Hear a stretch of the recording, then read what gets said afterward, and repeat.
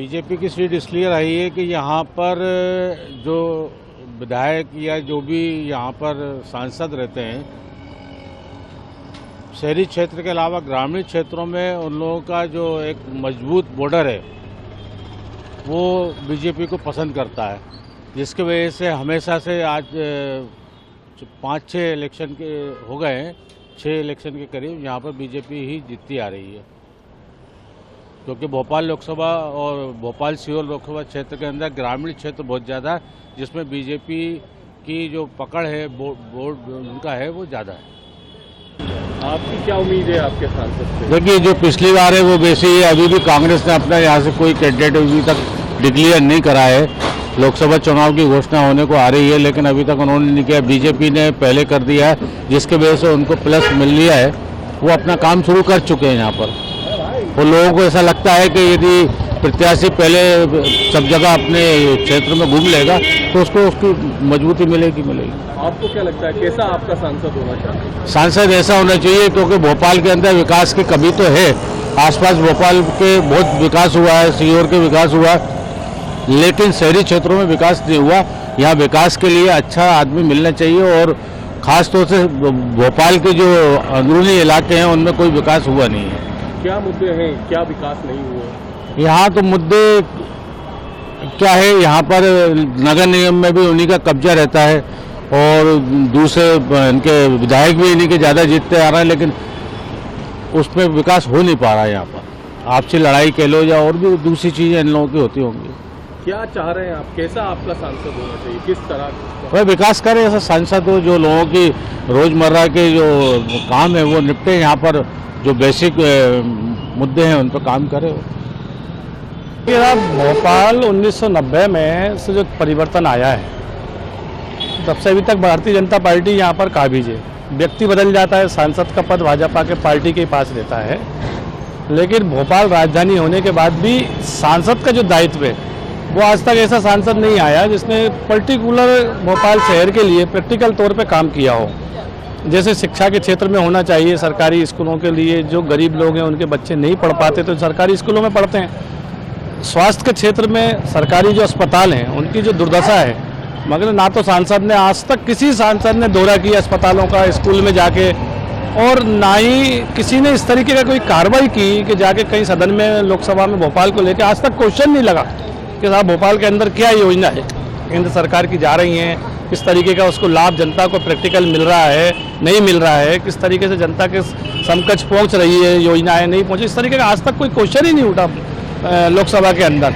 जो सांसद बनता है उसको मालूम है लहर में जीतना है, भाजपा की सीट है, टिकट ही महत्वपूर्ण है, व्यक्ति महत्वपूर्ण नहीं है यहाँ पर। और राजधानी है चूँकि मध्य प्रदेश की, उसके बाद भी जो है देखिए कि नगर निगम है, 2-2 साल रोड नहीं डल रहे हैं। स्कूल और कॉलेजों की आप हालत जाके देख लीजिए, स्कूल है तो वहाँ पर जो है शिक्षक नहीं है, अस्पताल है तो डॉक्टर नहीं है। अब गैस राहत जो है भोपाल माना जाता है, गैस कांड के रूप में जाना जाता है पुराना भोपाल। गैस राहत अस्पतालों की जो दुर्दशा है, वहाँ पर ड्राइवर इंजेक्शन लगा देते हैं। जो डॉक्टरों के ड्राइवर है वो नर्सों का काम कर रहे हैं, कंपाउंडर का काम कर रहे हैं। तो ये तो स्थिति है भोपाल शहर की। तो जितना पिछड़ा शहर मेरी निगाह में इतने 36 सालों के अंदर, 34 सालों के अंदर रहा है, अब हो सकता है कोई नया एक सांसद आए वो इस पर ध्यान दे, तो वो मुझे लगता तो नहीं है फिलहाल अभी के ऐसा, क्योंकि सोच ये है कि एक लहर चलती है और भोपाल पे भाजपा का कब्जा है तो टिकट महत्वपूर्ण है। आपको सांसद से अपने देखिए, सांसद जो भी आए वो अपना दायित्व निभाए, जनता का प्रतिनिधित्व होता है, उसका काम है कि जनता की जो मूलभूत सुविधाएं उस पर ध्यान दे। जैसे स्वास्थ्य में देना चाहिए, शिक्षा में देना चाहिए, डेवलपमेंट पे देना चाहिए, तो वो चीज़ें होना चाहिए। ये उम्मीद रखते हैं हम लोग हर सांसद से, अभी तक भी रखते हुए हैं, लेकिन वो खरा नहीं उतरा उस उम्मीदों पे। और ये मेरी कोई व्यक्तिगत समस्या नहीं है।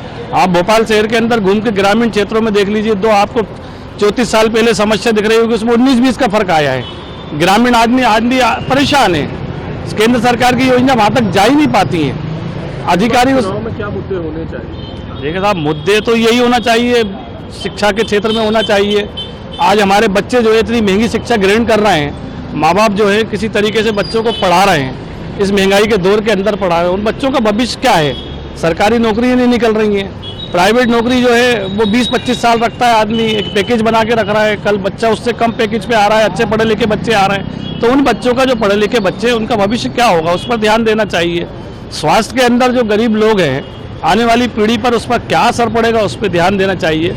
शिक्षा के क्षेत्र में जो आज बच्चे जो पढ़ रहे हैं स्कूलों में, उनकी आगे की उनका भविष्य क्या होगा आगे।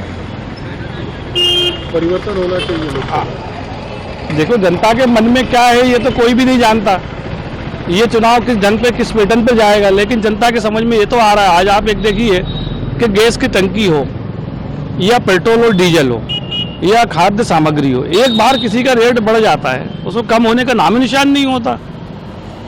भले ही वो थोक बाजार में रेट उसका कम है, लेकिन पर्टिकुलर बाजार में कम नहीं होता। पेट्रोल सस्ता हुआ है, 2 पेट्रोल नहीं, अभी तो नहीं हुआ पेट्रोल सस्ता, ये तो होना चाहिए था बहुत पहले, लेकिन नहीं हुआ। टैक्सों की भरमार है, जबकि 2014 में तो ये कहा गया था कि भारतीय जनता पार्टी की सरकार बनेगी तो टैक्स लगेगा ही नहीं, मगर आज तो टैक्स आप उठा के देख लो उससे डबल हो गए।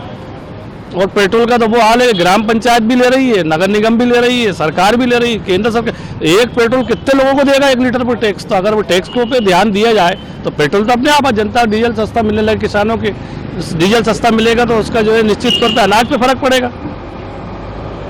पहले आपका नाम बता दीजिए। मेरा नाम जगदीश साहू। और कुछ मतलब क्या लगता है आपको कि किस तरह का सांसद इस बार होना चाहिए?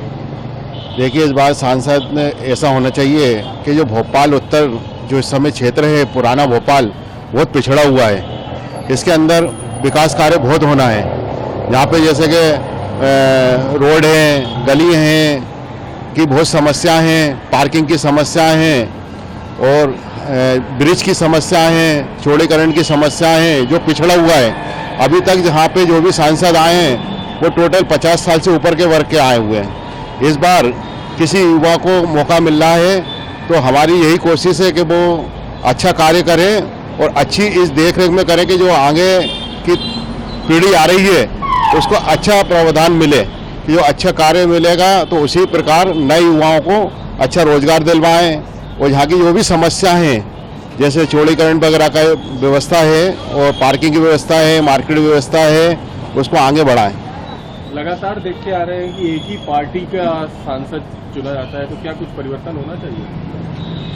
पार्टी का जो परिवर्तन होना चाहिए वो तो नहीं होगा परिवर्तन, क्योंकि अभी जो स्थिति चल रही है वो एक सनातनी स्थिति चल रही है और सनातनी स्थिति के आगे कोई आगे नहीं है और बिल्कुल परिवर्तन नहीं होगा। हमारे जो नए सर लगातार देखने में आ रहा है भोपाल लोकसभा सीट में जी, एक जी। ही पार्टी का वर्चस्व जी, जी। हुआ है। क्या कारण मानते हैं? कारण ये है कि लोकहित में जो कार्य कर रही है पब्लिक उसी को चुनती है। भारतीय जनता पार्टी ने पिछले 70 साल में जो विकास नहीं हुआ था वो पिछले 15 साल में 20 साल में कर दिया है। हम मध्य प्रदेश की सड़कों को देख रहे हैं, हमें सागर जाने में 6 घंटे लगते थे, आज 2 घंटे हम सागर पहुंच जाते हैं। रोडों का बहुत अच्छा काम किया है। पब्लिक के पिछले करीब 5 साल से पब्लिक को फ्री अनाज दे रही है।